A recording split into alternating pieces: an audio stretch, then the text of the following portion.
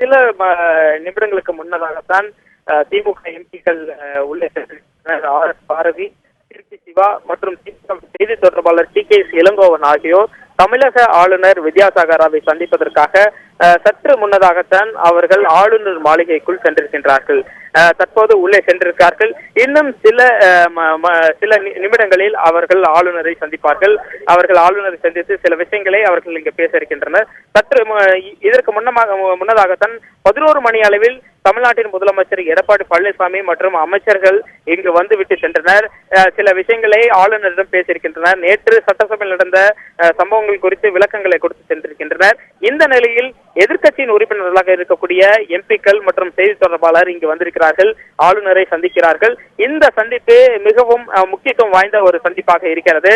அதாவது நேற்று சட்டசபையில் எதிர்க்கட்சி உறுப்பினர்கள், அதாவது திமுக உறுப்பினர்கள் கூண்டோடு வெளியே அகற்றப்பட்டனர்.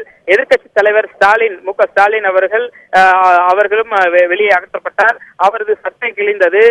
மேலும் சில திமுக உறுப்பினர்களுக்கு அடிபட்டதாகவும் கூறப்பட்டது. காவலர்கள் குண்டுக்கட்டாக அவர்களை வெளியே கொண்டு வந்து விட்டனர். இந்த நிலையில் நேற்று திமுகவின் செயல் தலைவர் சட்டமன்ற எதிர்க்கட்சி கவர்னரை சந்தித்து சட்டசபையில் நடந்த விஷயங்கள் குறித்து விளக்கங்கள் கொடுத்தார். குற்றச்சாட்டுகளையும் சுமத்தினார். சட்டசபையில் இது போன்ற ஒரு சம்பவங்கள் நடந்தது என்று ஒரு குற்றச்சாட்டையும் சுமத்தினார். இந்த எதிர்க்கட்சி தலைவர் ஸ்டாலின் அவர்கள் ஒரு மனு ஒன்றை தயாரித்து, ஒரு புகார் மனு ஒன்றை தயாரித்து இவர்களிடம் கொடுத்து அனுப்பியிருக்கின்றார்.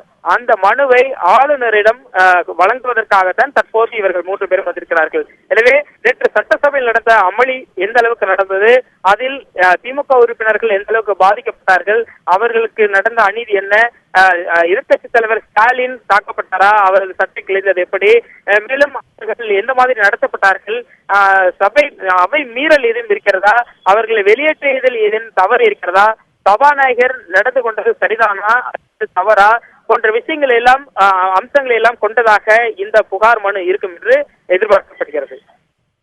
தங்கமணி, நேற்று சட்டசபையில பல அசாதாரண நிகழ்வுகள் நடைபெற்றது.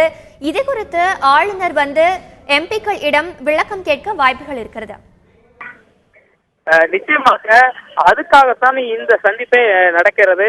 ஏனென்றால் நேற்று தமிழ்நாடு முழுவதுமே சட்டசபையில் என்ன நடந்து கொண்டிருக்கிறது என்பதைத்தான் தமிழ்நாடு மக்கள் பார்த்துக் கொண்டிருந்தார்கள். நேற்று வரலாறு காணாத ஒரு அமளி சட்டசபையில் நடைபெற்றது. சில திமுக உறுப்பினர்கள் சபாநாயகரின் இருக்கையிலேயே சென்று அமர்ந்தனர். அது மட்டும் இல்லாமல் அமளியில் ஈடுபட்டனர். சபையிலேயே அவர்கள் அமர்ந்து கொண்டு சர்ணாவிலும் ஈடுபட்டார்கள். ரகசிய வாக்கெடுப்பு நடத்த வேண்டும் என்று அவர்கள் பிரதானமாக தங்களது கோரிக்கையை வைத்தனர். அதாவது எடப்பாடி பழனிசாமி அவர்கள் முதலமைச்சராக நீடிப்பதற்காக நம்பிக்கை தெரிவிக்கும் தீர்மானம் சட்டசபையில் கொண்டு வரப்பட்டது. அந்த தீர்மானத்தின் மீதான ஓட்டெடுப்பு என்பது ரகசிய ஓட்டெடுப்பாக நடத்த வேண்டும். எண்ணி கணிக்கும் முறையில் அந்த தீர்மானத்தை நிறைவேற்றக்கூடாது என்பது திமுகவின் பிரதானமான கோரிக்கை, முதன்மையான கோரிக்கையாக இருந்தது. எதிர்க்கட்சி தலைவர் ஸ்டாலின் இந்த கோரிக்கையை தான் நேற்று சட்டசபையில் வைத்தார். ஆனால் அதற்கு சபாநாயகர் ஒத்துக்கொள்ளவில்லை. அது மட்டும் இல்லாமல் 2 நாட்கள் இந்த தீர்மானத்தை 2 நாட்களுக்கு தள்ளி போடலாம் என்ற கோரிக்கை வைத்தார்கள். ஏனென்றால் சில பிரச்சனைகள் இருக்கின்ற காலத்தால் தள்ளி போடலாம் என்று கூட கோரிக்கை வைத்தனர். ஆனால் அந்த கோரிக்கை எல்லாம் நிராகரித்து நேற்று திமுக உறுப்பினர்கள் வெளியேற்றப்பட்டு குண்டுக்கட்டாக வெளியேற்றப்பட்டு சட்டசபையில் நம்பிக்கை தெரிவிக்கும் தீர்மானம் நிறைவேற்றப்பட்டு வெற்றி பெற்றதாக சபாநாயகர் அறிவித்துவிட்டார்.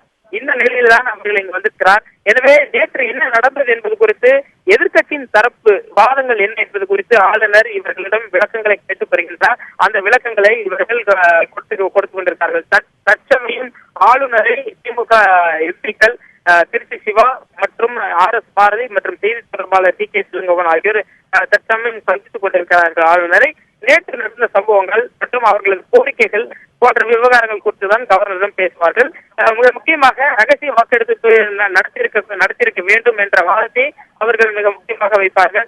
மேலும் நேற்று நடந்த அந்த வாக்கெடுப்பு கூட நம்பிக்கை தெரிவிக்கும் தீர்மானம் கூட செல்லாது, திரும்ப மீண்டும் ஒரு ரகசிய வாக்கெடுப்பு நடத்த வேண்டும் என்ற கோரிக்கையை கூட திமுகவினர் வைப்பார்கள் என்று சில தகவல்கள் கூறுகின்றன.